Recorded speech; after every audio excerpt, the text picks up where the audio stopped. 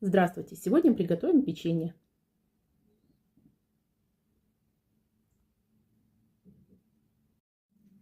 Яйцо, сахар, соль, растительное масло, разрыхлитель, ванильный экстракт, майонез, мука. Добавляем какао. Печенье готово. Приятного чаепития!